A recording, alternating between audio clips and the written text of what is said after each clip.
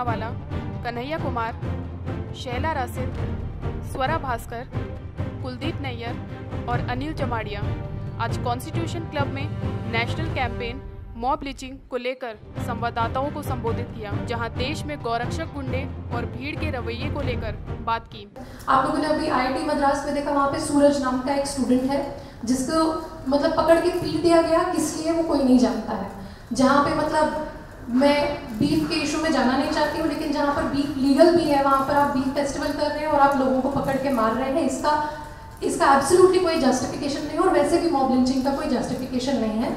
इस मौके पर लापता नजीब की बहन पहलू खान के साथ पशु लेकर जा रहे अजमत भी मौजूद रहे और उन्होंने बताया कि अब हमारे अस्तित्व और रोटी पर सवालिया निशान है। नेट्रिक न्यूज़ से बात करते हुए पीड़ित अजमत ने बताया कि जयपुर से सरकारी मेले से गाय लेकर आ रहे थे और कागज़ और हमारे पास पूरे कागज़ थे और दिन में आ रहे थे, 4 बजे का टाइम था और कोई वहाँ पे पुलिस थी पीछे, चौकी थी, चौकी पार करके आ गए हम और भीड़ ने एकदम अचानक 10-12 आदमियों ने हमला बोल दिया और हमने उनसे कहा भाई हमारे पास कागज़ है, तुम इन कागज़ों को देख लो। उन्होंने कुछ नहीं सुना और हमारे कागज़ वगैरह सब फाड़ दिए और गाड़ी वगैरह सब तोड़ दी और हमको उतार कर ज़बरदस्त मारपीट शुरू करी और हमें ज़मीन पर खून जाता रहा और पहलू खां को एक तरफ मार के डाल दिया। बात गौरक्षक गुंडे से शुरू हुई, बात सहारनपुर तक गई। मुद्दा यूपी में योगी आदित्यनाथ के शासन में दुष्कर्म कांड की हुई। सभी ने एक स्वर में मोदी शासन को निरंकुश बताया। हालांकि जब उनसे पूछा गया कि क्या भीड़ सिर्फ बीजेपी शासित राज्यों में निरंकुश हो गई है, नेट्रिक के पत्रकार ने पूछा कि आप बंगाल में सिलसिलेवार हिंसा और केरल में हो रही हिंसा पर क्यों नहीं बोलते।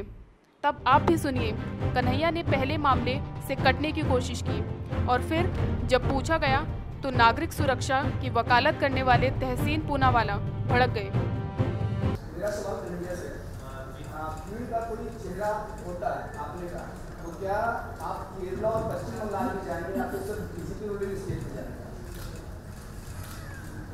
पता नहीं, मुझसे बीजेपी के बारे में क्यों सवाल पूछा जाता है। आपका जवाब देंगे या फिर स्टॉप मॉब लिंचिंग के नियत के सवाल ये है कि जब भी केरल में जिस तरह के वहाँ पे कांड हो रहे हैं, जिस तरह से केरल में हत्या हो रही है, पश्चिम बंगाल में मालदा में उत्तरी 24 परगना में, उस पर आपका कोई स्टेटमेंट नहीं आता है। दरअसल स्टॉप मॉब लिंचिंग के नियत के सवाल इस पर आप बताएंगे। तो बताने के पहले मैं एक चीज बोलूँ इसमें सर, जब हम कह रहे सेंट्रल लॉ पास हो, क्या आप सोचते हो केरल पाकिस्तान का हिस्सा है, जैसे कुछ लोग ने दिखाया?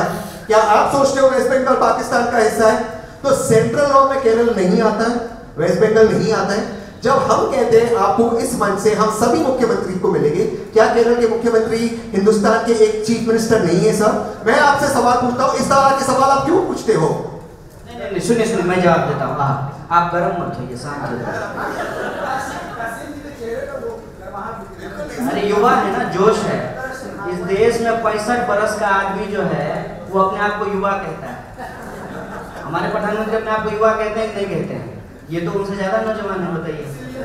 हाँ, तो जोश है। मौका था स्टॉप मॉब लॉन्चिंग का, जहां इस मौके पर शैला राशिद, कन्हैया कुमार और तहसीन पूनावाला मौजूद रहे। इस मौके पर गौरक्षक, गौ गुंडे और तमाम सांप्रदायिक हिंसा की बात की गई। लेकिन ऐसे में जब सवाल जवाब का दौर शुरू हुआ, जब उनसे पूछा गया कि केरला और बंगाल के बारे में आपका क्या मानना है, आपकी क्या स्थिति है, वो सीधे उस बात से मुकर गए और बोलने से सीधा मना कर दिया।